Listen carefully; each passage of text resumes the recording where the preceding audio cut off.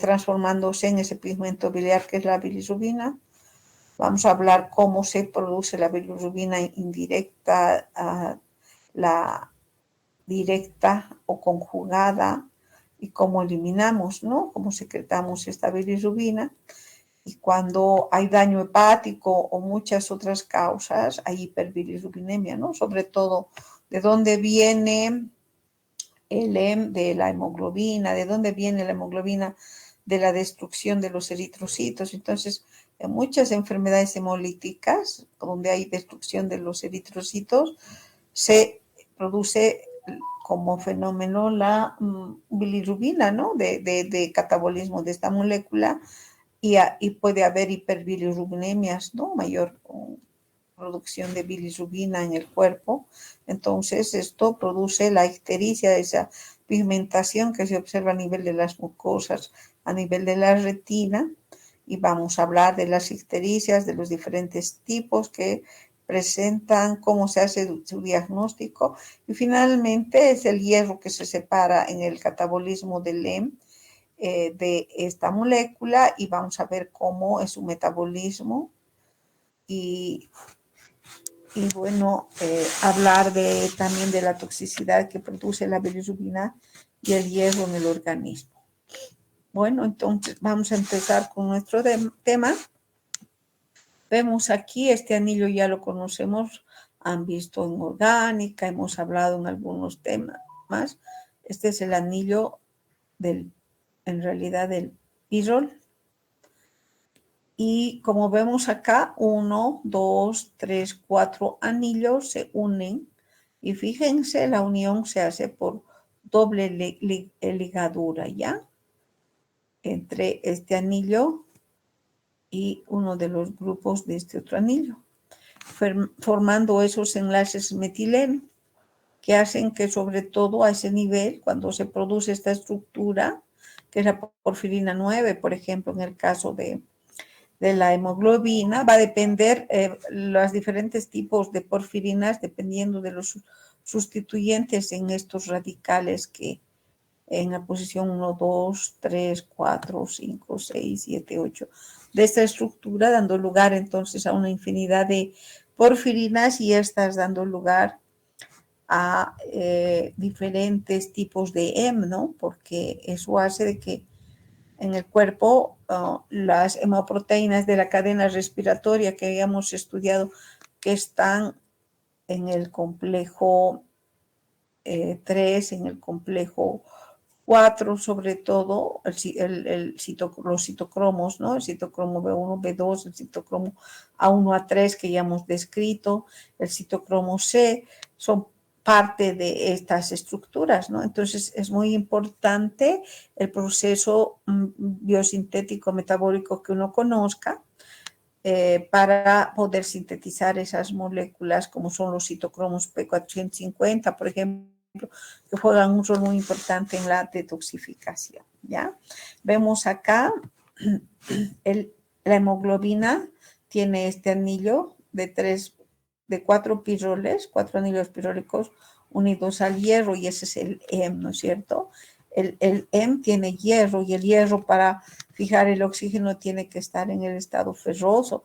Y si se recuerdan la metahemoglobina reductasa, cuando han llevado el año pasado con la doctora Fátima Funes, es la enzima que hace que el hierro más 3, cuando libera el oxígeno, el hierro pasa al estado más 3 oxidativo, y para reducirse necesitamos la acción de esa enzima metahemoglobina reductasa, que usa NADPH, que usa vitamina C. Por eso la vitamina C es muy, muy importante en varios procesos. También tenemos este pigmento verde, que es la clorofila, también es una porfirina, pero en vez de estar el hierro como metal, está el magnesio, ¿no? Entonces, podemos llamar también proteínas, hemoproteínas, a esas moléculas que tienen estas estructuras, o metaloproteínas. ¿Por qué? Porque tenemos metales, ¿no?, dentro de su estructura. Bueno, yendo a nuestro tema, las porfirinas viene de porfos, que quiere decir rojo, y como ya dijimos, son moléculas que están constituidas por 1, 2, 3, 4 anillos pirólicos enlazados por estas dobles ligaduras, los puentes de metileno. Algo que debo indicar, aprovechando la estructura que vemos aquí, es a nivel de estos dobles enlaces, que esta molécula absorbe la luz a una onda o longitud de onda de 420 nanómetros, generando esa coloración roja. En cambio, el color de los eritrocitos, que es rojo. Decía que va a haber diferentes tipos de porfirinas. Si nosotros contamos el número de carbonos, está constituido por 29 carbonos, 14 hidrógenos, 4 nitrógenos. Y los radicales vienen a ser estos, en la posición 1, pueden tener diferentes sustituyentes, grupos acetato, propionato, metilo, vinilo, dependiendo del tipo de sustituyente que tenga, va a dar lugar a diferentes tipos en estos lugares que son R1, R2 en cada uno de los anillos tetrapirólicos, dando lugar a las diferentes porfirinas, ¿ya? Entonces, dependiendo, por ejemplo, A, que quiere decir que está un grupo acetilo, P, que está un grupo propilo, acetilo, propilo, acetilo, propilo, acetilo, propilo. Entonces, si la distribución aquí está acetilo, aquí propilo, aquí acetilo, aquí propilo, aquí acetilo, aquí propilo, aquí acetilo y aquí propilo, eso da lugar a una porfirina de tipo 1, que se conoce como porfirina simétrica, porque guarda la simetría y el orden. En cambio, las asimétricas, que en este caso se conocen como tipo 3, no guardan esa simetría. Vemos acá, ¿no? Acetilo, propilo, acetilo, propilo, acetilo, propilo, y se invierte acá, propilo, acetilo. Por tanto, de acuerdo a la distribución de esas cadenas laterales y si hay simetría o no, vamos a considerar que se clasifican en dos tipos: porfirinas de tipo 1 o simétricas y porfirinas de tipo 3 o asimétricas, ¿ya? Entonces acá el EM, ya dijimos, es esa porfirina, en este caso 9, unido a un metal, que en este caso va a ser el hierro.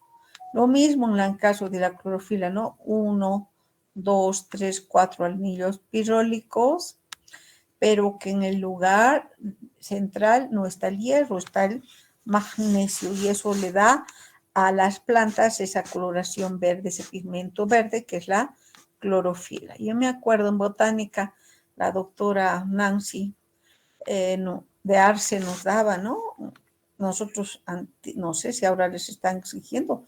Cuando yo estudié teníamos que estructurar toda la estructura de la clorofila y siempre era una pregunta de examen. Entonces, aprender la estructura netamente de cómo está constituida esta molécula, ¿no?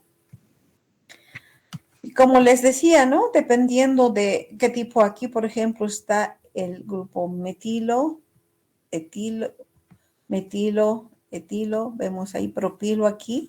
Entonces, dependiendo de qué se une acá, la proteína a través de una cisteína. ¿Qué tiene la cisteína? El grupo sulfidilo. Entonces, este M en realidad está unido a la proteína a través de sus cisteínas, ¿no? Dependiendo de la hemoglobina, por ejemplo, tiene 4 cadenas, 2 alfas, 2 betas, y cada cadena está unida a un grupo M, por tanto, porta 4 moléculas de M. Aquí tenemos el MC, en este caso, esta estructura. Aquí metilo, vinilo, metilo, vinilo, metilo. Aquí propilo, propilo. Y ese sustituyente, que en este caso, pues hace de que esta molécula sea el M de tipo A. Como les decía, hay inclusive dentro de los M A1, A3, ¿no es cierto? El MB1, B2, el MC y el E1. Entonces, va a depender de qué las variaciones en los sustituyentes que estos anillos tienen, ¿ya? Pregunto, en este caso, ¿esta porfirina sería simétrica o asimétrica? ¿Aló? ¿Me están escuchando? ¿Qué? Hola, ¿me escuchan, chicos? ¿Me están oyendo? Asimétrica, doctora.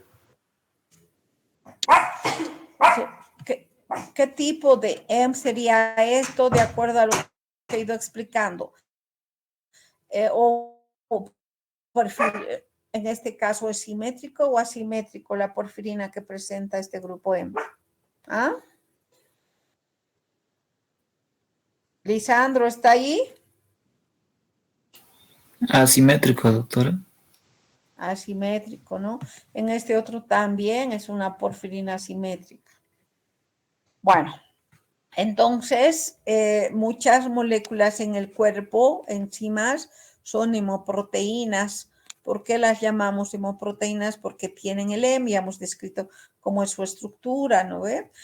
Dentro de esas moléculas hemoproteínas o metaloporfirinas, que se llaman también, tenemos a la hemoglobina. Sabemos muy bien que la función de esta molécula es en el glóbulo rojo unir oxígenos, como tiene 4M, cada M fija una molécula de oxígeno y esta va a transportar 4 moléculas de oxígeno a nivel de las arterias, ¿no? Porque por las arterias entra la sangre oxigenada, en cambio por las venas sale la sangre desoxigenada hacia los pulmones.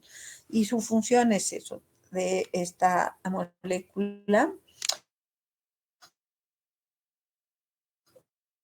¿Por qué nuestro músculo es de color rojo? También porque ya he explicado claramente, generan esa coloración rojiza en la estructura de estas moléculas y en el caso de la mioglobina, el músculo tiene ese color rojo, la carne, como vemos, ¿no es cierto? Entonces, ¿por qué? Porque esta molécula, en vez de transportar, fija, almacena oxígeno. Almacena para que en casos de hipoxemia pueda liberar el oxígeno y así nuestras células no mueran, ¿no es cierto? Los citocromos, ya hemos explicado, los citocromos P450, ¿qué función cumplen?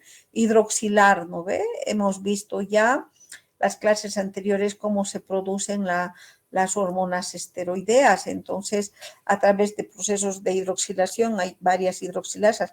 Esos son del grupo de los citocromos P450. Cuando nosotros consumimos o estamos haciendo tratamientos de antibióticos, estamos incorporando moléculas extrañas. A eso se llama xenobióticos. Y el organismo que hace empieza a través del hígado a producir citocromos P450 para hidroxilar y hacer que estos se solubilicen y podamos nosotros eliminar más fácilmente del organismo. Entonces, los citocromos son, en este caso, P450 más de 1000 isoformas, ¿no? Y tenemos en la cadena respiratoria los citocromos que ya hemos explicado a detalle en el capítulo respectivo. Tenemos a la hemoglobina, mioglobina, tenemos a la ciclooxigenasa, a la lipoxigenasa, a la glutatión reductasa como hemoproteínas, a la catalasa, que es la enzima que transforma el peroxido en el metabolismo del triptófano. Entonces tenemos varios como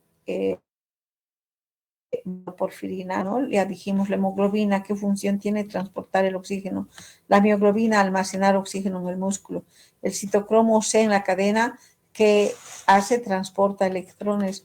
Los citocromos P450 que hacen? Hidroxilan no solamente a los sinobióticos, hidroxilan en este caso al cortisol para que al colesterol para que a partir de esto se produzcan las diferentes ideas, como ya hemos explicado en los capítulos anteriores. Ya dije de qué se ocupa degradar el peróxido de hidrógeno. Esta enzima triptófano pirolasa participa en la oxidación del triptófano. Bueno, recordando entonces un poquito para ver la función que cumple la hemoglobina dentro del proceso de transporte, esta molécula se encuentra en el glóbulo rojo en un porcentaje de 12,5 hasta 17, 18%, dependiendo si estamos a nivel del mar o estamos a grandes alturas. En La Paz la gente tiene mayor concentración de hemoglobina. ¿Por qué? Porque a mayor altura la presión de oxígeno es menor, entonces el organismo para compensar esa baja presión de oxígeno necesita producir más hemoglobina, ¿no? Y por eso los pacientes que de las alturas como La Paz son poliglobúlicos, ¿no es cierto? Entonces vemos aquí, ¿no? 1, 2, 3, 4 cadenas. Esta es alfa y estas son cadenas beta. Entonces 2 alfa, 2 beta y como vemos aquí, de color celeste en este caso es el M. Aquí está el M, aquí está otro M y aquí está otro M. Entonces esta molécula tiene 4 moléculas M y ahí se fija una molécula de oxígeno y su función es transportar. Entonces esta proteína está constituida por 4 cadenas y además tiene este grupo prostético que es el M. ¿No es cierto? Bueno, hay varios tipos de hemoglobinas, la hemoglobina 1 a 2, la hemoglobina fetal, también hay mutaciones, la hemoglobina falciforme, van a ver esto en hematología, ¿no? Entonces, el M es la porfirina 9 unido al hierro en el caso de la hemoglobina. ¿Qué funciones cumple la hemoglobina? Varias, ¿no? Transporta oxígeno, regula el pH, elimina el dióxido de carbono, los hidrogeniones. Esa es la función principal de la hemoglobina en el organismo, ¿no? Y la mioglobina está sustituida por una sola cadena de aminoácidos de 153 en este caso, porque se dice que es una molécula globular porque tiene esa forma y posee un solo grupo hemo, por tanto va a incorporar una sola molécula de oxígeno, pero tiene mayor afinidad de unión esta molécula por el oxígeno que la hemoglobina y por tanto eso le permite cumplir la función de almacenar el oxígeno. Cuando hacemos ejercicio intenso, ¿qué es lo que pasa en mi cuerpo? Necesito metabolizar para generar energía, ¿no? Moléculas. Por tanto, en la cadena necesitamos usar más oxígeno y quien va a encargarse de liberar, porque hay hipoxemia en el ejercicio intenso, ese oxígeno es la mioglobina, para que las mitocondrias usen en ese proceso biosintético del ATP una función muy importante, ¿no es cierto? Bueno, vamos a pasar a describir cuáles son las características de esas porfirinas. Absorben la luz, ya dije a qué nivel absorben, a nivel de los dobles enlaces, a qué longitud de onda, a 420 nanómetros, y a eso se llama la banda de Soret. Presentan, ya manifesté, la fluorescencia rojo-anaranjada, debido a que en esta estructura explicado tienen dobles enlaces. Pueden utilizarse, por tanto, las porfirinas vamos a ver que llevan a cabo procesos oxidativos a nivel de esas dobles ligaduras, entonces eso va a generar radicales, ¿no? Y puede usarse en el tratamiento de algunos tipos de cáncer, debido a que las células que están en ese proceso cancerígeno son las que más captan estas moléculas y por tanto además están en proceso de multiplicación, ¿no es cierto?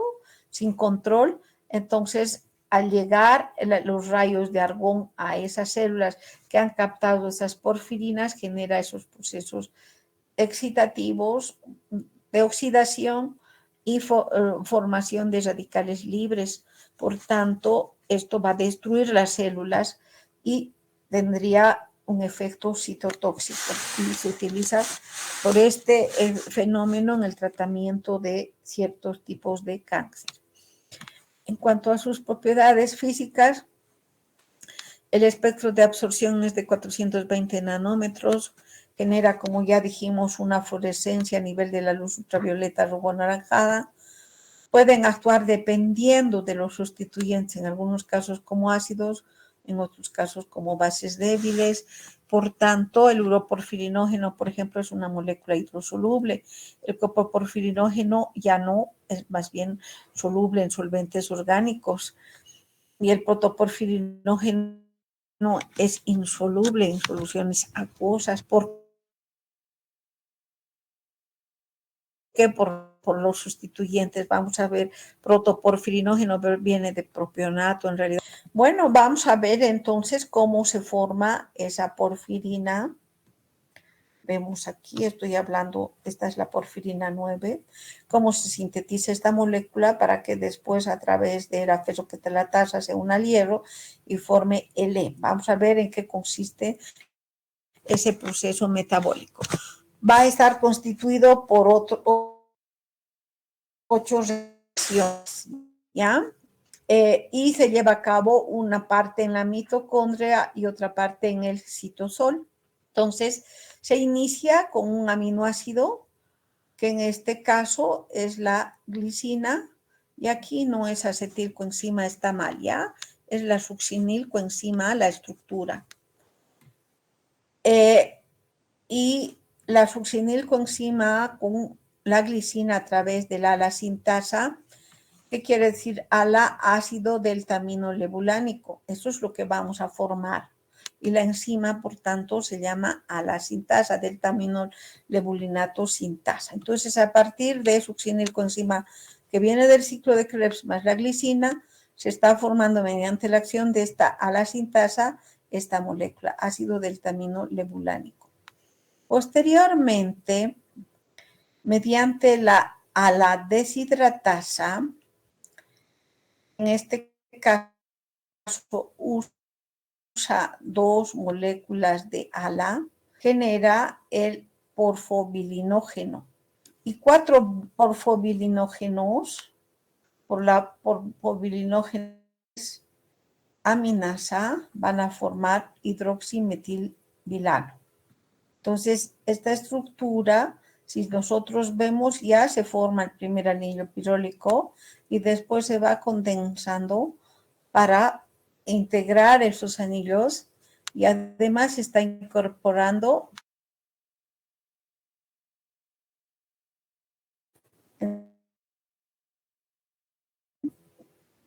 y vamos a ver cómo a medida que va a haber procesos de descarboxilación, vamos a ver luego generando entonces cadenas laterales más pequeñas. Entonces, una vez que se ha formado el hidroximetilbilano, luego por la uroporfirinógeno sintasa 3, ¿qué tipo de porfirina vamos a generar? Una porfirina del tipo 3, ¿no? Entonces se llama uroporfirinógeno en este caso y la enzima uroporfirinógeno sintasa. Estamos sintetizando esta molécula, luego una descarboxilasa, como dije, uroporfirinógeno descarboxilasa, que genera coproporfirinógeno. ¿Qué está haciendo? Descarboxilando este grupo y transformando el grupo acetilo en metilo. Entonces, ¿cómo se llama esta porfirina? Coproporfirinógeno 3. Y luego esta va a entrar a la mitocondria y por la coproporfirinógeno oxidasa, nuevamente, si nosotros vemos, está cortando como esta estructura y transformando en esta molécula que es un vinilo. Entonces, metilo, vinilo, metilo, vinilo, metilo, propilo, propilo, metilo, sería la estructura de este coproporfirinógeno. Luego voy a explicar a detalle, ¿ya? El protoporfirinógeno 9 que se ha formado por esta enzima, en este caso coproporfirinógeno oxidasa, va a transformar este protoporfirinógeno por el protoporfirinógeno oxidasa en protoporfirina. Y posteriormente la enzima fesoquelatasa incorpora el hierro, va a quelar y de esa manera vamos a tener esta molécula de M.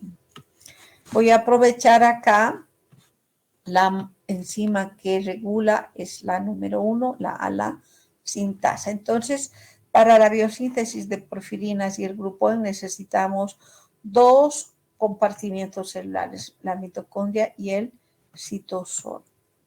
No olvidemos para dónde principalmente se lleva a cabo esto, el 85% en la médula ósea, porque ahí se genera la producción de células rojas, ¿no? Los eritrocitos, y el 15% en los hepatocitos, donde estas células en el hígado van a ser las responsables de producir los citocromos P450 y las otras hemoproteínas, ¿no?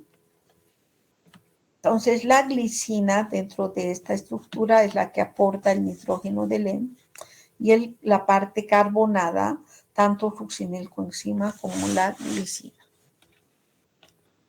Bueno, vamos a describir entonces a más detalle todas esas reacciones que acabo de explicar. En primera instancia, lo que vamos a hacer es que esta molécula de succinilcoenzima que viene del ciclo de Krebs se condense con la glicina.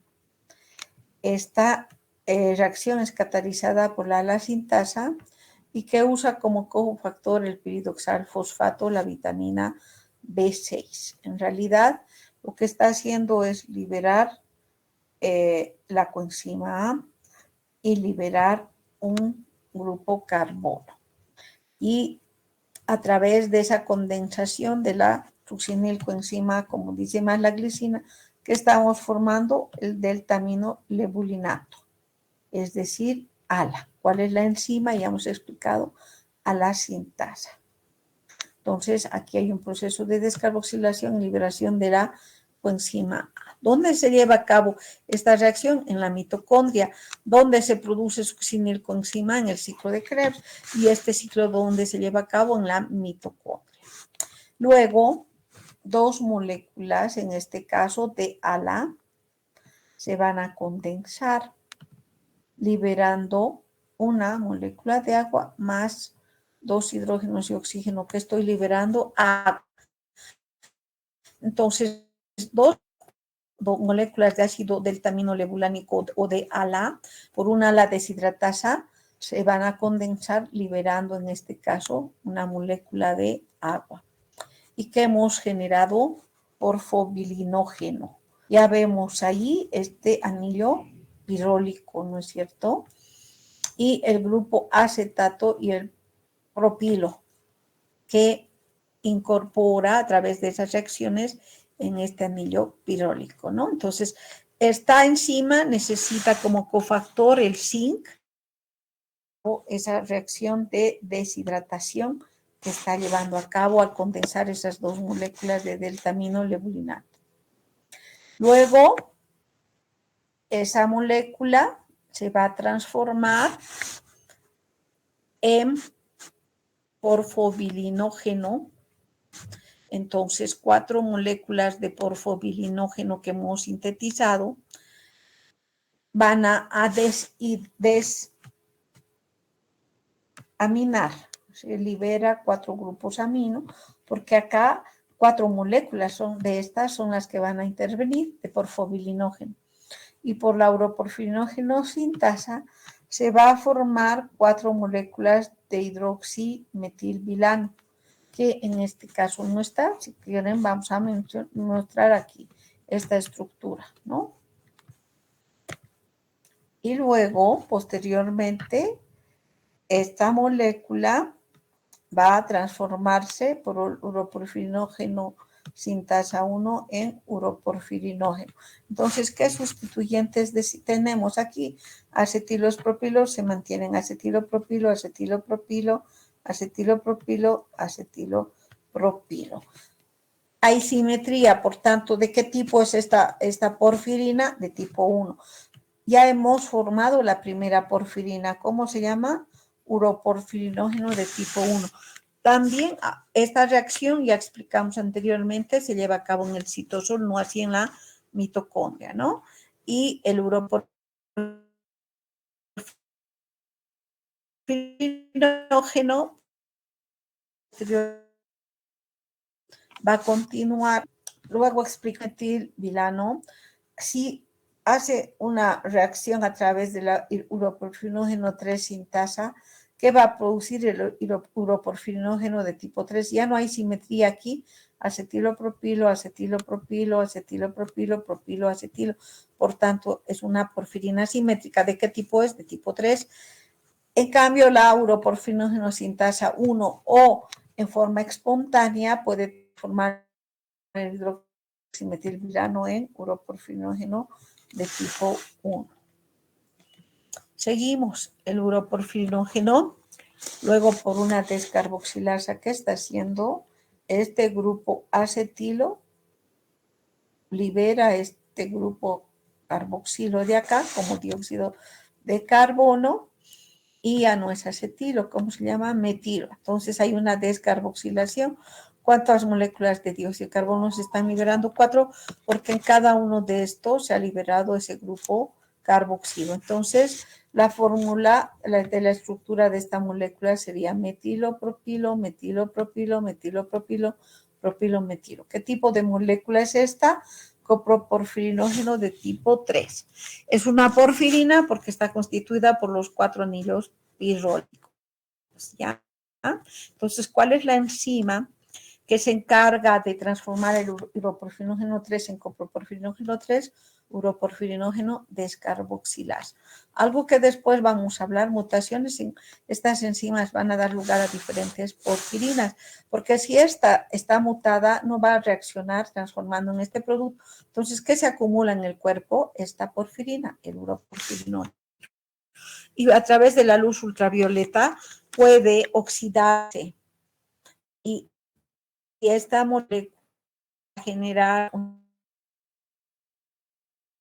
eso. ¿Por qué? Porque por la luz ultravioleta, a través de la longitud de 620 que dijimos, en la estructura esta puede, a nivel de los dobles enlaces, absorber la luz de esa longitud de 420 y producir esta molécula, que es la uroporfirina, de una sustancia incolora, que es el uroporfirinógeno, pasar a uroporfirina. Es decir, que ha pasado a nivel de sus dobles enlaces, está absorbiendo la luz, generando entonces esa coloración rojiza. Y por eso vemos que ese paciente que tiene esa porfiria genera esas manchas en la piel de color rojizas, ¿ya? Entonces, a través de la luz, ¿qué es lo que está liberando esta molécula? Estos hidrógenos y transformándose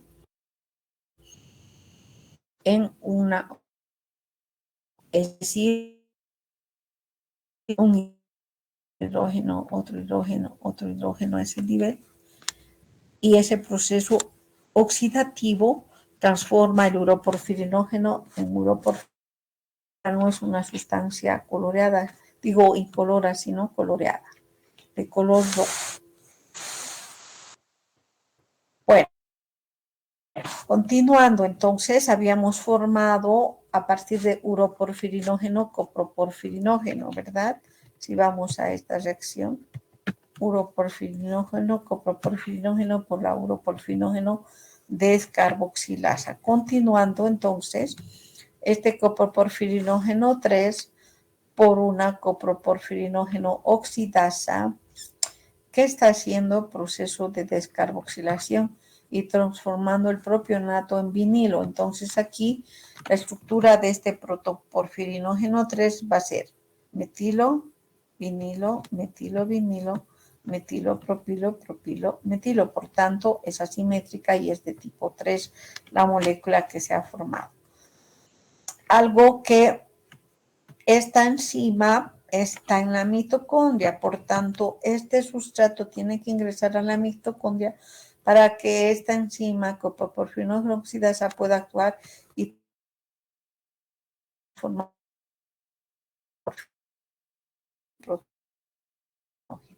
Entonces, seguimos la reacción nuevamente, el protoporfirinógeno se oxida. ¿Qué es lo que estamos haciendo? Liberando estos hidrógenos. 6 hidrógenos por una protoporfirinógeno oxidasa y se forma estas dobles ligaduras acá. Entonces, la molécula es la protoporfirina 3. Y esta sí es coloreada. Es una molécula coloreada, de color rojo. Y finalmente, la ferroquelatasa que está incorporando en la porfirina el hierro y formando el N. Si es de la hemoglobina, esta porfirina es de tipo 9. Entonces, haciendo un resumen, la coproporfirinógeno oxidasa ha transformado el coproporfirinógeno en protoporfirinógeno. Luego la protoporfirinógeno oxidasa en protoporfirina y luego la ferroquelatasa en N. ¿Hay alguna pregunta hasta aquí?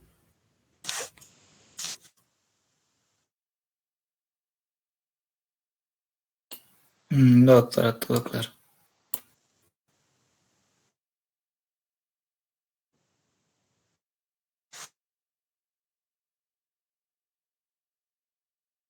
Biosintético que va a ir a inhibir a esta enzima, ¿ya? Por tanto, si nosotros incrementamos la producción de LEM, cuanto éste incrementa en su concentración, inhibe su propia síntesis a esta enzima y voy a evitar que se sintetice ALA, 2 moléculas de ALA, ¿no es cierto? Van a transformar en protoporfirinógeno, el protoporfirinógeno en porfobilinógeno, el porfobilinógeno en uroporfirinógeno, porfirinógeno, protoporfirinógeno, porfirina con el hierro en la descripción completa, ¿no? Bueno, vamos a agrandar un poquito. Entonces ya hemos explicado que el ciclo de Krebs aporta succinilcoenzima junto con la glicina, se lleva a cabo este proceso biosintético de producir el M. Esta molécula de M, ¿para qué sirve? Para incorporarse en los citocromos P450, en los citocromos de la cadena respiratoria, en varias enzimas, catalasa, peroxidasa, glutatión, reductasa, triptófano, pirolasa, óxido nítrico, sintasa, guanilato, ciclasa, ciclooxigenasa, la lipoxigenasa, la prostaglandina, endoperóxido sintasa también, ¿no? Tiene esa estructura hímica. Entonces, varias enzimas. Pregunto, ¿esto es en el hígado o esto es en la médula ósea, estas reacciones que estoy graficando acá, chicos? ¿Ah? ¿Esto habla del hígado o habla de la médula ósea? Del hígado, Lisandro, doctor. Del hígado, doctor. hígado, porque allí se sintetizan estas hemoproteínas. En cambio, en la médula ósea, ¿qué voy a sintetizar? El eritrocito, ¿no ve? En hematología ya han llevado los eritroblastos, reticulocitos, las formas inmaduras y después se transforma en glóbulo rojo maduro, ¿no es cierto? Entonces, ahí también succinilcoenzima con glicina sería el precursor, pero la ALA sintasa 2, porque hay dos ALA sintasas, la que actúa en el hígado y la que actúa en la médula ósea, ¿no? Ya hemos explicado los mismos procesos, sintetiza el M, este se une a la globina para producir la hemoglobina. La globina es la parte proteica de la hemoglobina, ¿no? Esas dos cadenas alfa y dos cadenas betas que tiene. Entonces, si la porfirina 9 se queda al hierro por la ferroquelatasa, forma el M.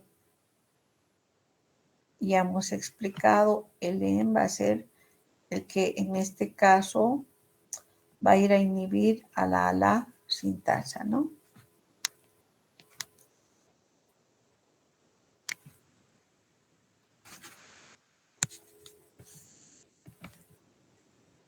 Bueno, vamos a continuar.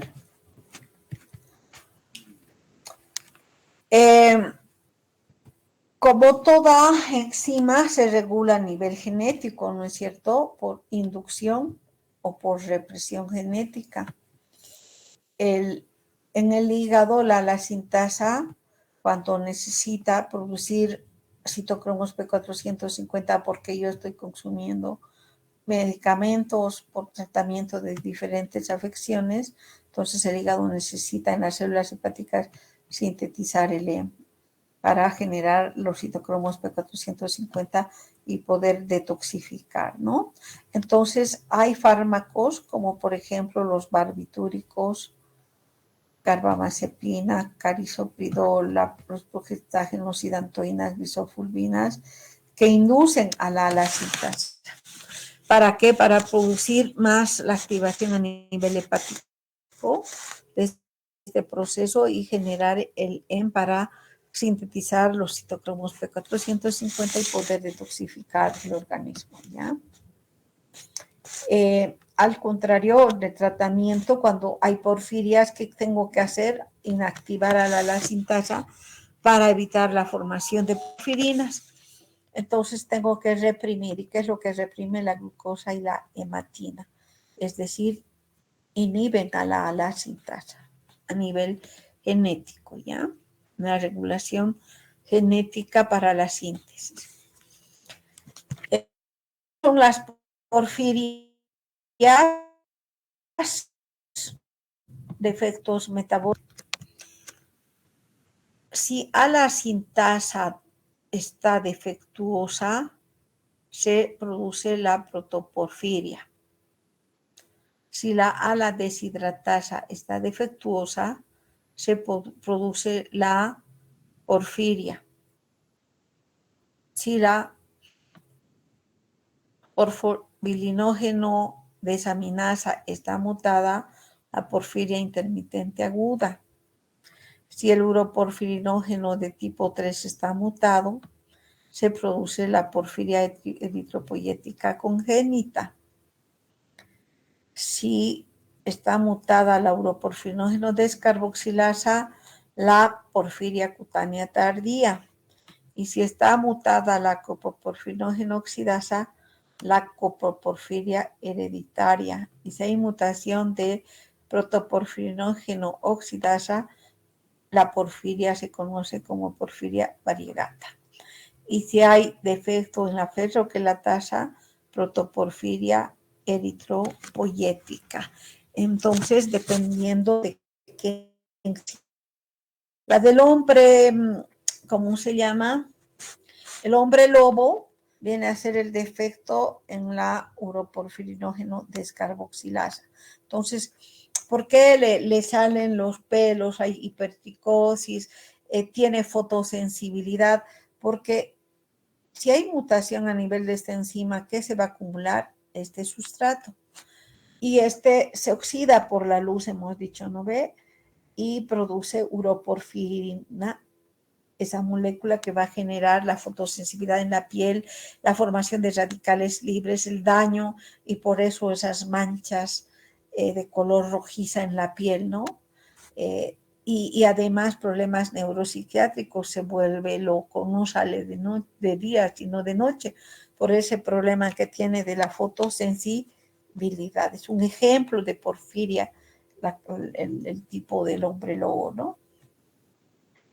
Bueno, ya que hemos explicado el metabolismo de las porfirinas, ya vamos a hablar de esas porfirias, de esas patologías que se dan por defectos en alguna de las enzimas.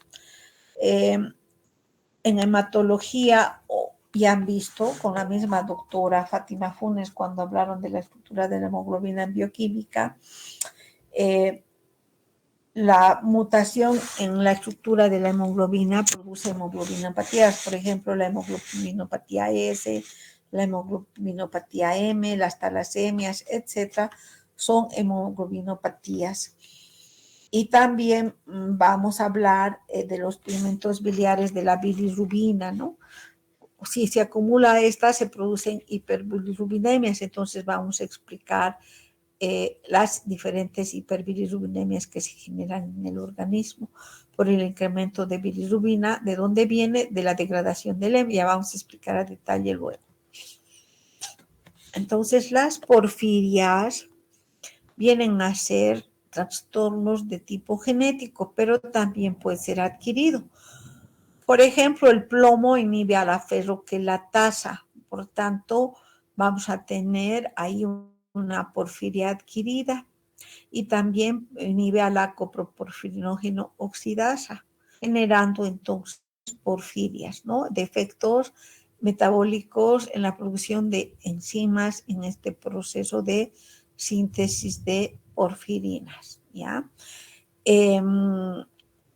Vemos, ¿no? A nivel genético hay mutación en el ADN, por tanto son trastornos genéticos, y que esos trastornos genéticos que están generando anormalidades de las enzimas y acumulación de sustratos, ¿no? Por ejemplo, si la uroporfirinógeno sintasa está mutada, ¿qué se va a acumular? A la hiporfobilinógeno, y que va a generar la disminución del hemo. Por tanto, esto va a producir signos neuropsiquiátricos. No olvidemos, no hay hemo, no hay transporte de oxígeno, no hay oxígeno, falta de energía, y eso genera los trastornos neurológicos. Si se acumula porfirinógenos en la piel y tejidos, ya hemos visto, se oxidan, producen porfirinas oxidadas, y esto fotosensibilidad entre los problemas que genera, ¿no? Entonces no olvidemos, las porfirias pueden ser de dos tipos, genéticos o adquiridos. Entonces estas porfirias son anormalidades en la vía metabólica de la biosíntesis de las porfirinas. En cambio, la ictericia viene a ser el aumento de la bilirrubina plasmática.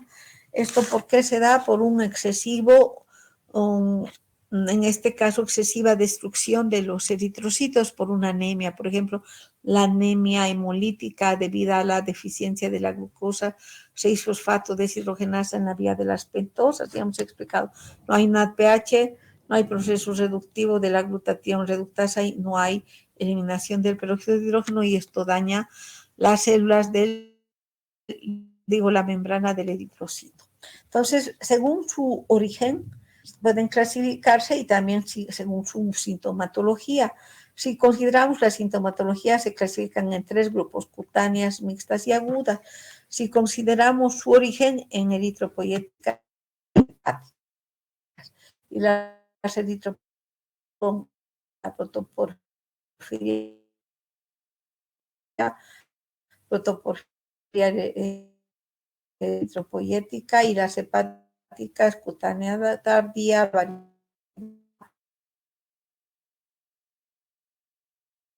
intermitente. Entonces ahí está el grupo de las hepáticas, y las adquiridas pueden ser por algunos fármacos, por algunas toxinas, o por alteración en esas enzimas en estos procesos metabólicos. Entonces, haciendo un resumen, la alteración de sintasa que produce la porfiria aguda de 2, alteración en la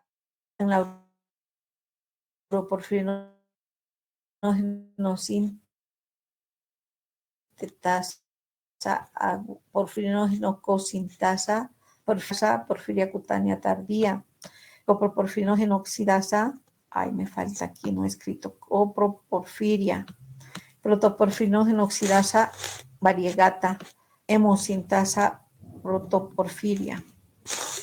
No olvidemos la enzima sintasa también se llama. Si se muta esta enzima, los productos cuáles van a ser uroporfirinógeno, porfobilinógeno, ALA, y vamos a tener acumulación de esos productos en la sangre, en la orina, por el defecto mutacional de esa enzima, ¿no? ¿Qué produce deficiencia de ala-sintasa? Esta es la de tipo 2. Es una porfiria eritropoyética anemia. Mutación en la ala deshidratasa a nivel hepático va a generar aumento de ALA a través de la orina del taminolebulinato. Uroporfinógeno 1 sintasa, ya hemos dicho que se llama porfiria intermitente aguda o PIA. Produce problemas neuropsiquiátricos, dolores abdominales como sintomatología. Deficiencia de uroporfinógeno 3 sintasa, porfiria eritropoyética congénita. Aquí sí no se observa fotosensibilidad. Deficiencia de uroporfirinógeno descarboxilasa, porfiria cutánea tardía, sí encontramos fotosensibilidad. Deficiencia de coproporfirinógeno oxidasa, ya hemos dicho cómo se llama la porfiria, coproporfiria hereditaria, y hay dolor abdominal, hay fotosensibilidad y problemas neuropsiquiátricos. Deficiencia de protoporfirinógeno oxidasa, la porfiria jaspeada también se llama, y hay todos los síntomas de igual manera, fotosensibilidad, psiquiátricos y dolores abdominales, y deficiencia de peroxidasa que produce protoporfiria y fotosensibilidad tenemos ahí. Vemos ahí, ¿no? Esas manchas ligadas a la y coloración. ¿Por qué? Porque el estrés oxidativo que genera la oxidación de estas porfirinas está generando esa manifestación clínica. Ya hemos dicho, si se acumula a la porfobilinógeno, eso genera disfunción a nivel del sistema nervioso, produciendo dolor abdominal, estreñimiento, vómitos, taquicardia, hipertensión. Entonces, esos síntomas van a tener los pacientes. A nivel del sistema nervioso central puede haber alteraciones como convulsiones, alteraciones mentales. A nivel periférico, neuropatías tanto sensitivas como motoras. Se ha visto que si disminuye el EM puede estar ligado al triptófano y este genera serotonina. Y por tanto, pues el defecto a nivel de esa vía metabólica sería, como es un neurotransmisor, el responsable de esta disfunción.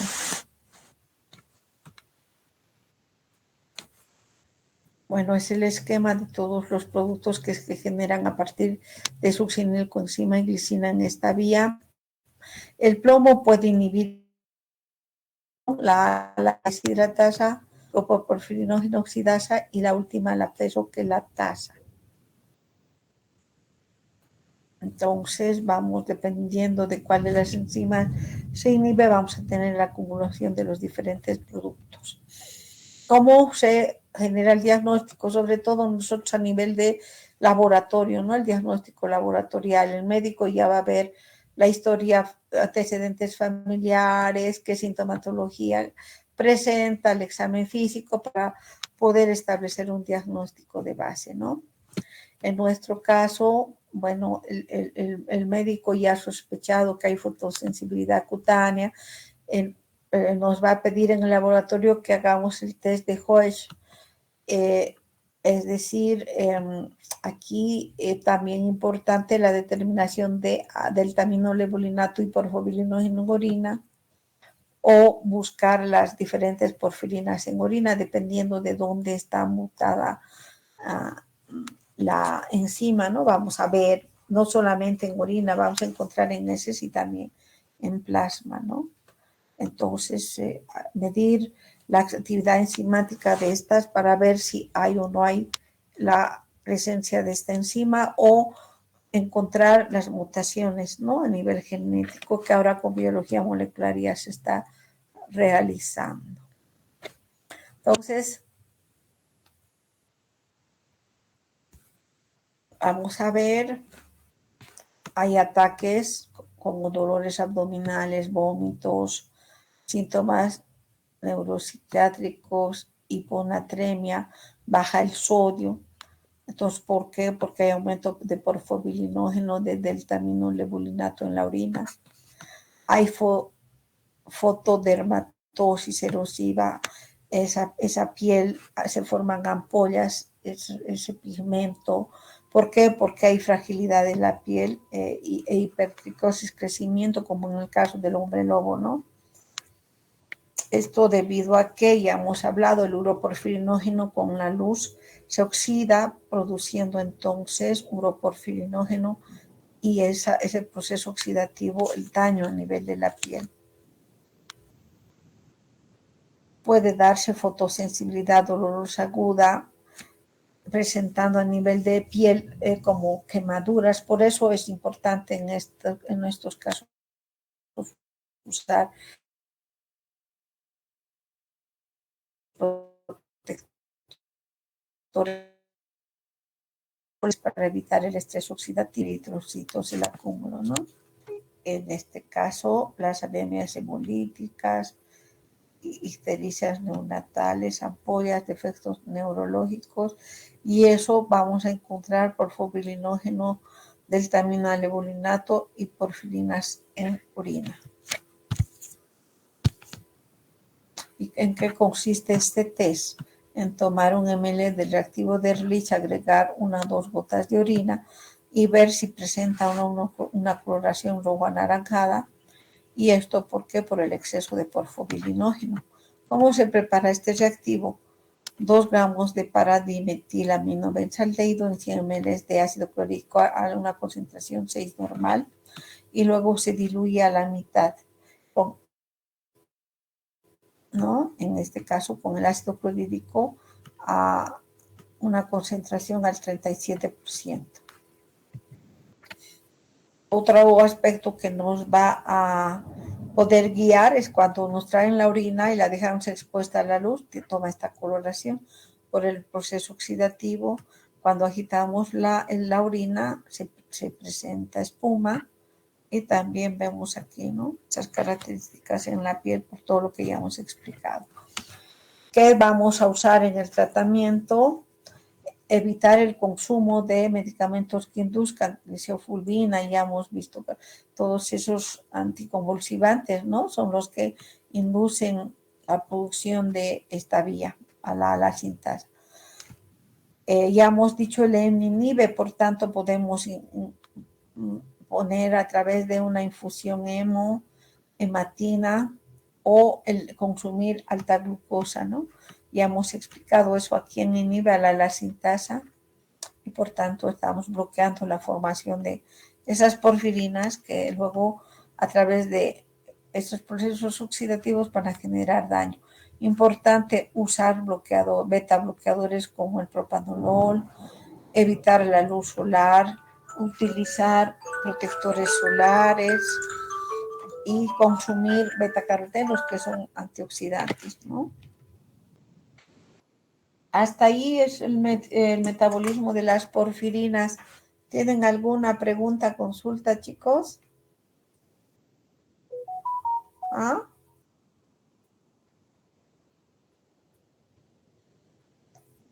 ¿Aló?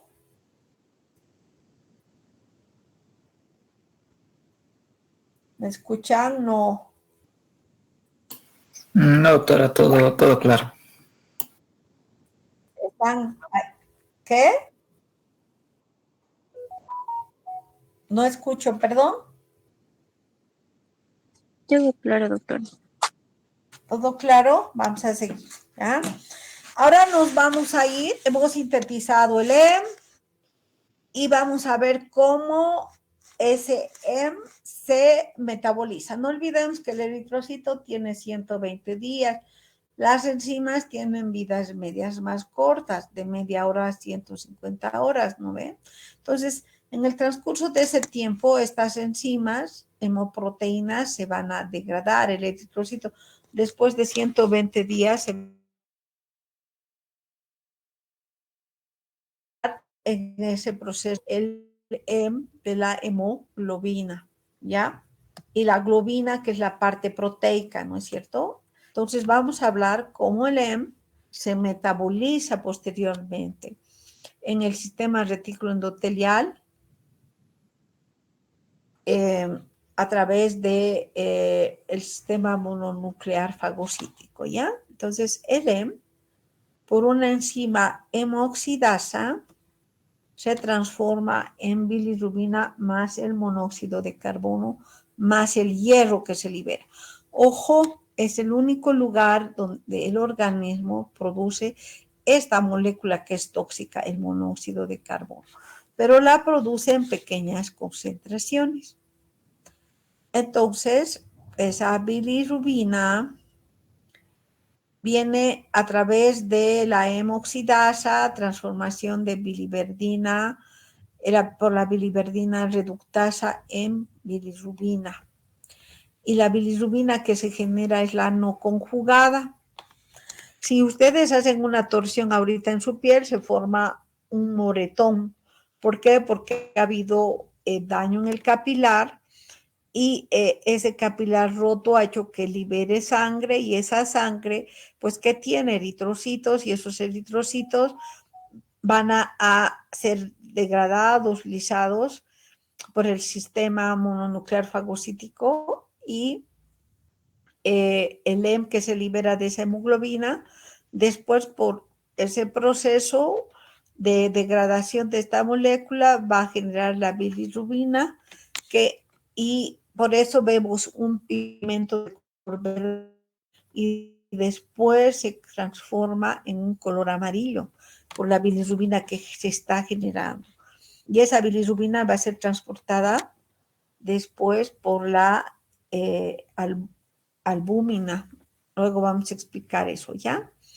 Entonces, el hierro por la transferrina es transportada, donde a la médula ósea o al hígado. ¿Para qué a la médula ósea? Para que allí por la eritropoiesis se generen los glóbulos rojos. ¿Ya? Ya hemos explicado. El hierro se almacena en forma de hierro más 3 en la proteína ferritina porque se va a ir a quelar. Es la proteína almacenadora de hierro. Pero también va a ir a la médula ósea a que a través de ese proceso que hemos explicado se vaya a producir la hemoglobina, se incorpore en el eritrocito y circule transportando el oxígeno durante 120 días y después se degrade produciendo este pigmento que es la bilirrubina no conjugada, ¿ya? Entonces, de ahí viene la hiperbilirrubinemia de la degradación de los eritrocitos. Cualquier fenómeno que vaya a causar lisis en el eritrocito va a producir esta hiperbilirrubinemia. Entonces, esa conjugada que en nuestra piel se ha generado es transportada por una proteína que es la albúmina. ¿Hacia dónde? Hacia el hígado. Y en el hígado se va a conjugar por la UDP-glucoroniltransferasa, que es lo que transfiere a esta bilirrubina no conjugada el ácido glucurónico y la transforma en bilirrubina conjugada. El 80% de la bilirrubina entonces en el hígado se conjuga al ácido glucurónico, 10% al ácido sulfúrico y 10% a otras moléculas. ¿Qué pasa con esta bilirrubina conjugada? Es transportada a través de un transportador hacia las vías biliares y llega al intestino y ahí las bacterias, nuestra flora bacteriana transforma en urobilinógeno, 20% vuelve a la circulación hepática y 80% se oxida y se convierte en estercobilinógeno, después en estercobilina. Y eso da a las heces esa coloración media marrón, café marrón, ¿no es cierto? Es porque el urobilinógeno se está oxidando en esa molécula que es la estercobilina. Es el color que le da el pigmento a las heces. ¿Qué pasa si no hay conjugación en el hígado? Porque este hígado está dañado, que va a subir la bilirrubina no conjugada y eso que genera hiperbilirrubinemias prehepáticas. Si el daño está en el hígado, Entonces, vamos a ver de qué, si es por el daño hepático, qué tipo de bilirrubina se eleva, la no conjugada, porque pues no se va a poder conjugar en el hígado y el problema sería hiperbilirubinemia intrahepática. Y si es en las vías biliares, el problema sería hiperbilirubinemia posthepática. También este urobilinógeno en un 2% en la orina genera urobilina, ese pigmento de la orina. Bueno, hemos explicado más o menos qué es lo que hace el hemo durante su metabolismo, ¿ya? Ya hemos dicho de dónde viene el hemo, de la destrucción de eritrocitos envejecidos después de 120 días. Este pigmento, por la hemoxigenasa, va a producir por descarboxilación monóxido de carbono, libera hierro, produce un pigmento verde, la biliverdina, y por una reductasa, donde usa NADPH, el pigmento amarillo o bilirrubina. ¿De dónde viene esto? De los eritrocitos destruidos, de los citocromos de las hemoproteínas. Entonces ya dijimos, bilirrubina, ¿dónde va a conjugarse? Al hígado por la glucoronil transferasa, UDP-glucoronil transferasa, y que genera la bilirrubina diglucoronilada. ¿Qué quiere decir? Como vemos aquí en la figura, se incorporan dos ácidos glucurónicos. Y esto ya ustedes ya hemos visto en la vía de los ácidos urónicos, ¿no? Cómo se produce el ácido glucurónico. Y la flora bacteriana en el duodeno va a transformar en urobilinógeno y después en estercobilina y se va a excretar en el 80%. El 20% por la circulación enterohepática genera urobilinógeno y es eliminado a través de la orina como urobilinógeno. No olvidemos que la bilirrubina indirecta es transportada por la albúmina hacia el hígado para que se glucuronide y se transforme en bilirrubina directa. Bueno, ya expliqué entonces en el retículo endotelial los eritrocitos envejecidos van a ser degradados y el producto es la bilirrubina. La albúmina va a permitir la circulación de esta llevando hacia el hígado y entra a través de un transportador y por la glucuronil transferasa se transforma en bilirrubina conjugada y así se elimina por las vías biliares. No olvidemos que en el hígado también hay hemoproteínas que son degradadas y destruidas en bilirrubina, por tanto el hígado va a producir en mayor proporción también bilirrubina. Ya hemos explicado, ya en el esquema más fácil, el hemo en biliverdina, biliverdina en bilirrubina, bilirrubina libre, es unida a la albúmina, es transportada al hígado para la glucuronidación mediante la glucuronil transferasa en bilirrubina conjugada y a través de las vías biliares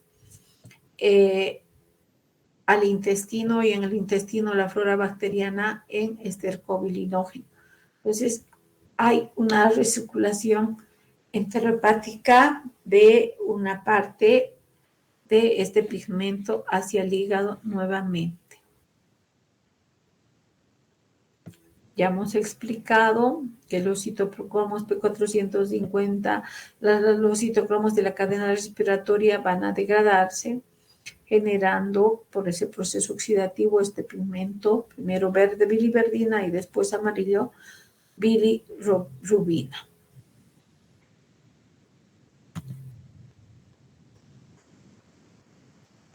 Entonces, haciendo un resumen, los eritrocitos después de 120 días en el vaso son destruidos.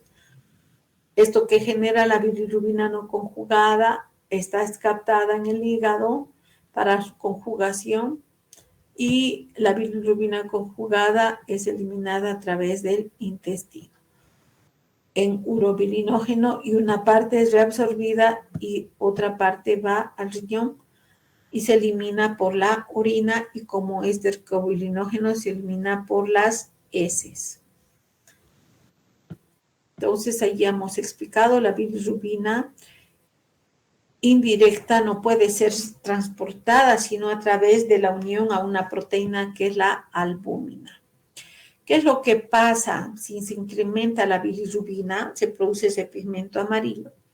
Y esta bilirrubina puede transportar al cerebro, permitiendo entonces ese problema de kernicterus, es la acumulación de bilirrubina en el cerebro y el daño cerebral, ¿ya? Entonces, ¿qué tenemos aquí en el hígado? Un receptor de la albúmina que al unirse va a permitir entonces el ingreso de la bilirrubina. Una ligandina va a permitir que se una y permanezca ahí en el hígado para que después sea conjugada por la UDP-glucoroniltransferasa y esta se transforme en bilirrubina conjugada. Así conjugada a través de las vías biliares es eliminada hacia el intestino y está por las bacterias, la flora bacteriana en urobilinógeno y después en esterco bilinógeno y se excreta a través de las heces. Entonces tenemos aquí por la oxigenasa, el se descarboxila, libera hierro, se transforma en bilirrubina, después vemos que se oxida acá a este nivel y esta se transforma en bilirrubina. Entonces, ¿qué es lo que vuelve al hígado? En un 95% el urobilinógeno y en un 5% se va al riñón y se elimina como urobilinógeno. Si vemos el 20% de la bilirrubina se transforma en urobilinógeno y esto, el 95% de esta parte se reabsorbe a través de la circulación enterohepática.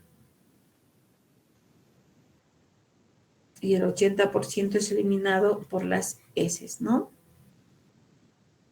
Entonces, ¿cuáles son las enzimas que a nivel intestinal, después de que el sistema retículo endotelial, mediante la fagocitosis, a través del sistema macrofágico, va a hacer ese proceso de transformación de la hemoglobina en bilirrubina, transportada al hígado, conjugarse, y en el intestino, por las beta-glucuronidasas, vienen a ser las enzimas que en realidad están transformando la bilirrubina en urobilinógeno, que después, ya hemos explicado, una parte se va al riñón, otra parte se reabsorbe por la circulación enterohepática y la mayor parte es excretada a través de las heces. Aquí en esta gráfica lo que estoy mostrando es que hay un transportador que permite el ingreso de bilirrubina al hígado. Puede haber defecto acá, puede haber defecto en esta enzima glucoroniltransferasa.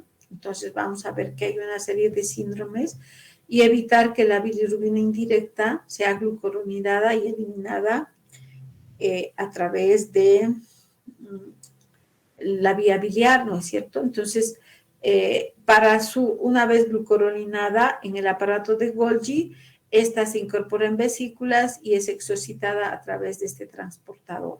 Entonces vamos a ver que defectos en este transportador, defectos en la glucoroniltransferasa o en este van a generar una serie de síndromes.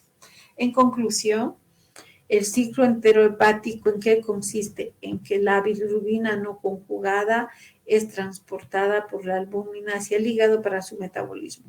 ¿Qué proceso sufre esta en el hígado? La captación, la conjugación al ácido glucurónico y la excreción que ya hemos explicado a detalle. Entonces, la liposoluble es decir, no se solubiliza en el agua, necesita una proteína transportadora, ¿no ven? ¿Cuál es la proteína transportadora de la bilirrubina no conjugada libre, chicos?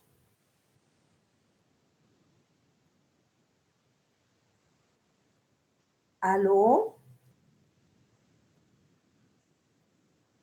¿Quién sería? La albúmina, ya hemos explicado, ¿no? Vean acá, ¿esta bilirrubina es directa o indirecta? La estructura de esta bilirrubina. ¿Ah? ¿Aló? Indirecta, doctora. Indirecta. ¿Qué es lo que está haciendo la UDP glucuronil transferasa? Conjugando a este nivel el ácido glucurónico. Ya hemos explicado en su momento de dónde viene de la vía de los ácidos urónicos, ¿no ve? Entonces, esta molécula se incorpora a esta bilirrubina directa, transformándose en una molécula hidrosoluble. Es la bilirrubina diglucuronilada. ¿Por qué? Porque está unida a dos ácidos glucurónicos o también conjugada se llama.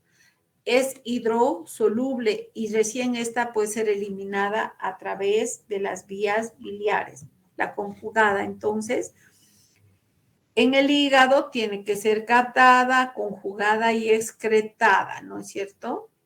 ¿Y en qué convierten nuevamente las bacterias en bilirrubina indirecta, luego en urobilinógeno y posteriormente en estercobilinógeno a través de qué enzimas que la flora bacteriana usa, las beta-glucuronidasas? Tal vez aquí algo muy importante, la ligandina Y permite el retraso de la conjugación y la proteína Z son importantes en este proceso metabólico, ¿ya?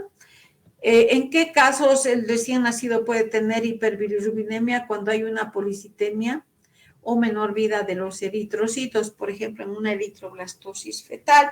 ¿Qué es la eritroblastosis fetal? Una grupo RH negativo la madre y RH positivo el niño, entonces eso genera ese problema de incompatibilidad y la lisis de los eritrocitos, generando la hiperbilirrubinemia.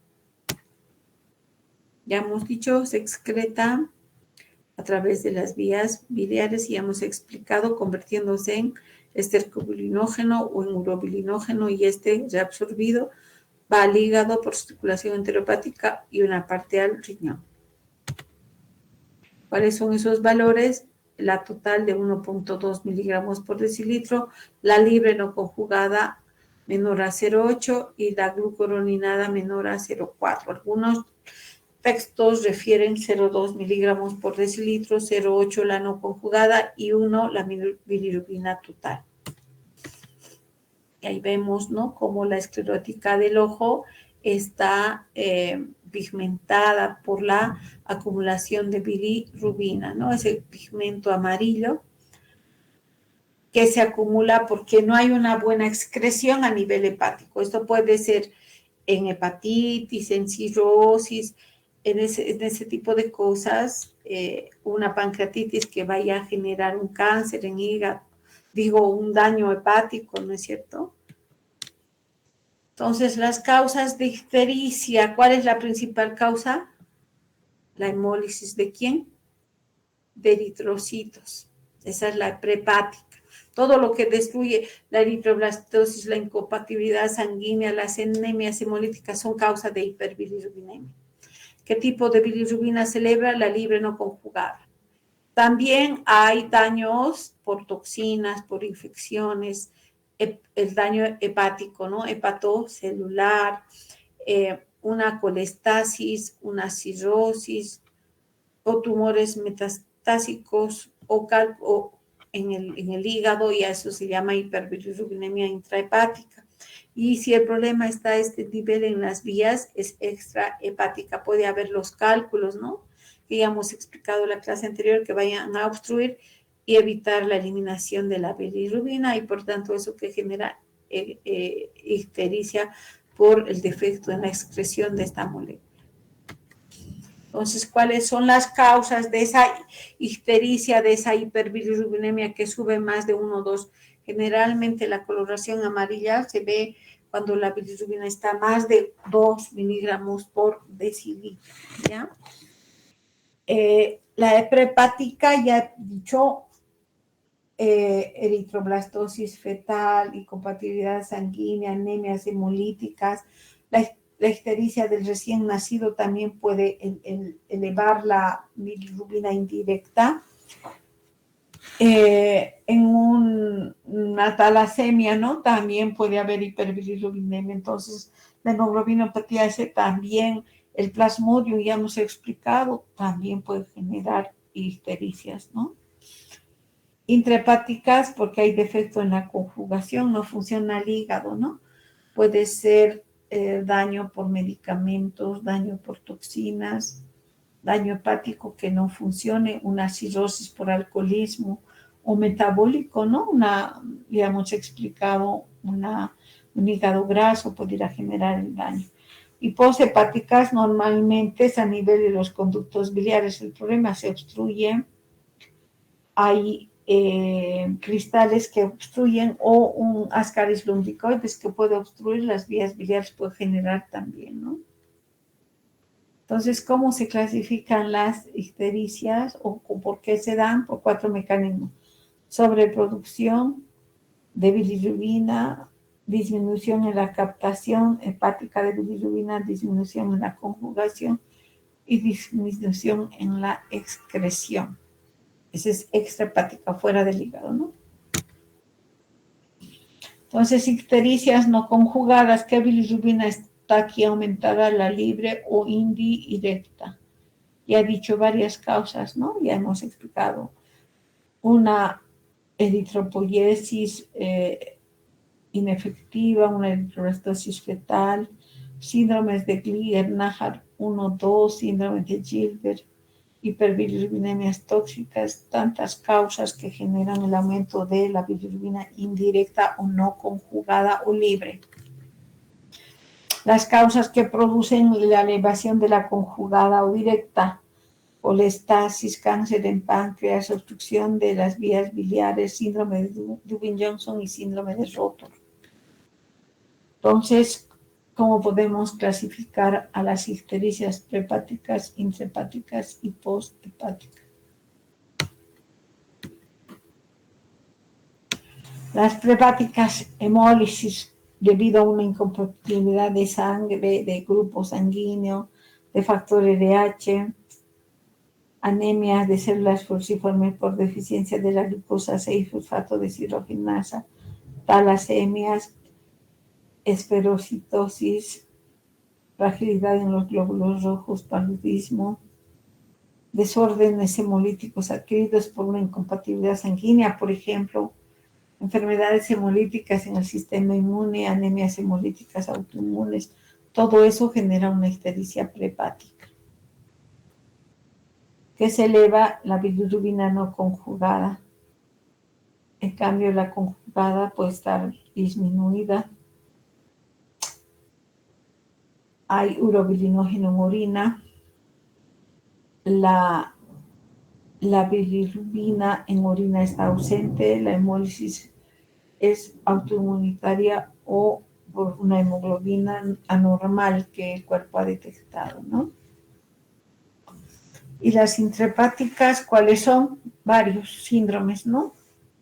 Defecto en la enzima UDP-glucuroniltransferasa, la de Gilbert, mutación en el gen de la UDP-glucuroniltransferasa, Dubin-Johnson, mutación en el gen que transporta la bilirrubina del hígado hacia las vías biliares, síndrome de Rotor no se conoce, infecciones.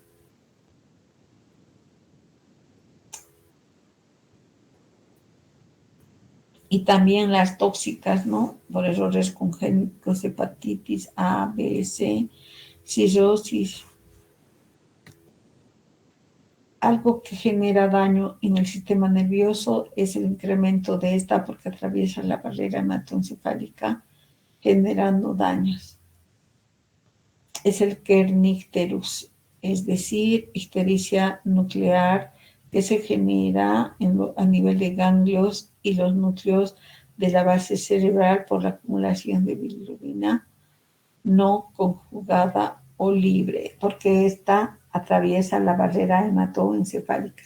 Y cuando observamos esta situación, cuando está la bilirrubina mayor a 14 miligramos por decilitro. Generalmente en los niños prematuros se da esto. ¿Por qué? Porque no tienen un sistema enzimático apto. Eso hace de que la bilirrubina esté aumentada y produzca encefalopatía bilirrubinémica. Puede ser transitoria o nuclear genuina. Entonces, ¿qué produce el incremento de bilirrubina en el cerebro? Hipotonías, baja la motilidad en el cuerpo, no hay reflejos, hay letargia, irritabilidad, trastornos en la succión, la deglución.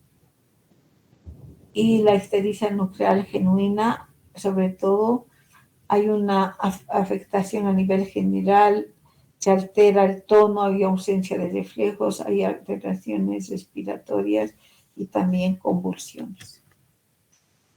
Entonces ese niño, ¿no? Con esa encefalopatía neurológica por la hiperbilirrubinemia, vean ustedes, hay una hiperpigmentación de la piel. No tiene reflejos, no puede tomar, succionar la leche, tiene vómitos, llora continuamente, tiene rígida la nuca, hay parálisis en la mirada y respiración irregular y va a venir la muerte si no se actúa rápidamente. ¿Cuál es el tratamiento? Fototerapia y darle barbitúricos, no es barbitúrico, el uso de ácido urodesoxicólico y el fenobarbital, ¿no? Importante para inducir el sistema enzimático hepático, ¿no? Que activa la glucoroniltransferasa y esa pueda conjugar transportándola o transformando la bilirrubina indirecta en directa. Entonces, ¿qué es lo que pasa cuando sube la bilirrubina? Ya dije, puede atravesar la barrera hematoencefálica y eso generar daños a nivel mitocondrial. Hay estrés oxidativo, hay alteraciones enzimáticas y eso que aumenta el calcio y eso que genera el daño neurológico, apoptosis y se detenga el ciclo celular.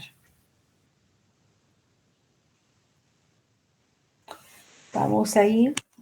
¿Qué cosas afecta a la bilirrubina en el sistema nervioso? Las neuronas, ¿no? Incrementa las caspasas, incrementa el calcio, por tanto eso incrementa la apoptosis,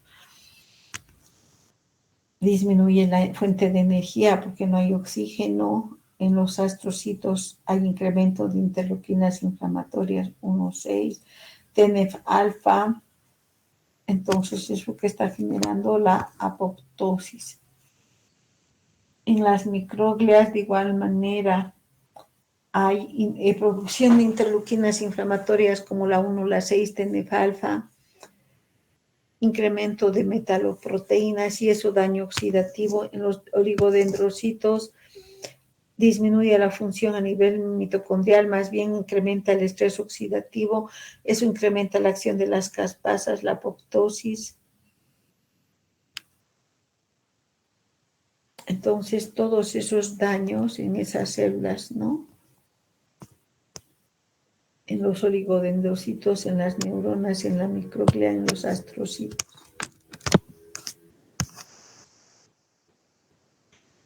Y si decimos intrahepática es porque el hígado está dañado, puede ser por una hepatitis, puede ser por problemas medicamentosos, toxinas, y que aumenta la indirecta y que baja el urobilinógeno en orina y a nivel fecal y sube la bilirrubina no conjugada y las transaminasas. Y si es poshepática, sobre todo porque hay cálculos, porque hay obstrucciones, puede ser por un tumor a nivel de la cabeza del páncreas, tumores en la vesícula, en la ampolla de Vater, y eso obstruir las vías biliares, hasta una misma ascaridiasis, ¿no? Eso que da lugar a una ictericia poshepática, que se eleva la bilirrubina directa, el hidrobilirógeno en orina no existe, la bilirrubina urinaria está presente y la fosfatasa alcalina como la gamma-glutamina transferasa están elevadas. Ahí, por ejemplo, hay un caso, ¿no? Tiene agitación la señora, debilidad, después de caminar 2 cuadras se agita, tiene una enfermedad autoinmune, no va a trabajar, presenta fiebre con escalofríos, coloración amarillenta de la piel, mucosas escleróticas y dolor dorsal. Su bilirrubina total está en 5,3, su indirecta en 5. ¿Y su directa en cuánto estaría, chicos? ¿Aló?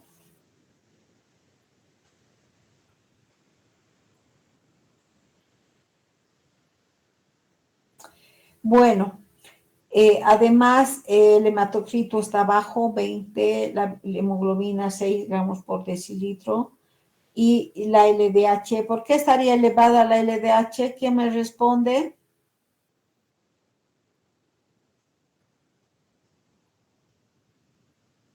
¿Aló? ¿Por qué la LDH está elevada? Lisandro, hoy día vas a ser mi blanco.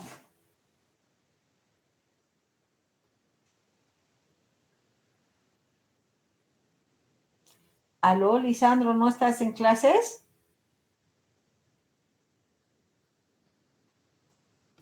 Sí, doctora, sí estoy. ¿Por qué la LDH está elevada? Fácil la respuesta, ¿no? ¿Ah?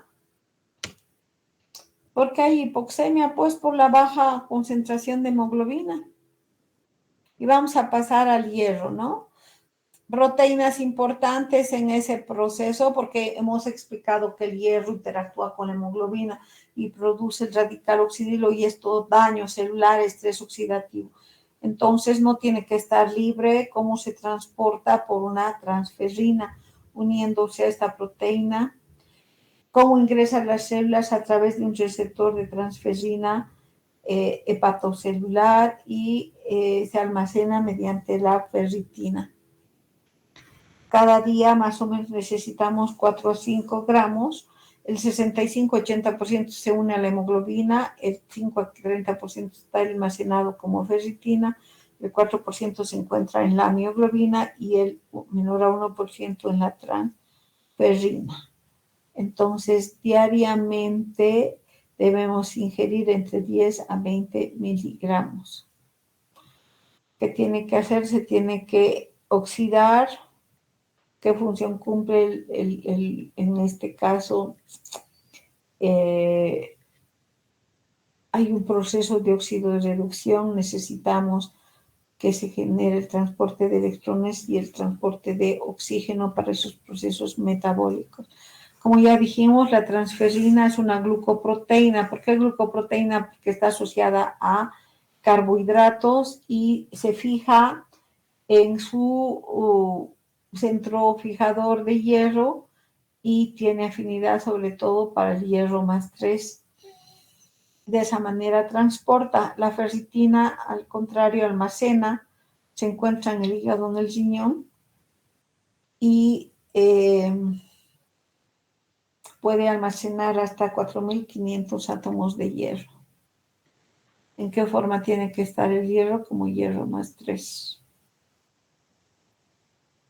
Entonces, a nivel de médula ósea, el hierro ingresa a los eritroblastos y forma parte de la hemoglobina, formando esa molécula transportadora de electrones. Ya hemos dicho, el hierro en el hígado sirve para formar hemoproteínas, pero también se almacena en forma de ferritina o hemosiderina.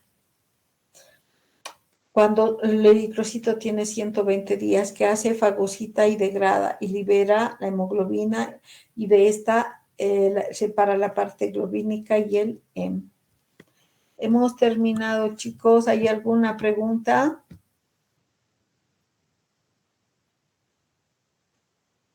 el día lunes vamos a pasar clases normales. Si tengo algún estudiante que quiere dar segunda instancia, va a dar en el curso y vamos a seguir nosotros pasando clases porque no podemos perjudicarnos, ¿ya? Quedamos ahí, que les vaya bien. Hasta luego, chicos, buenas noches. Hasta luego, doctorita. Gracias. Hasta Que luego, tengan doctora. un buen fin de semana. Chao, chao, nos vemos el lunes.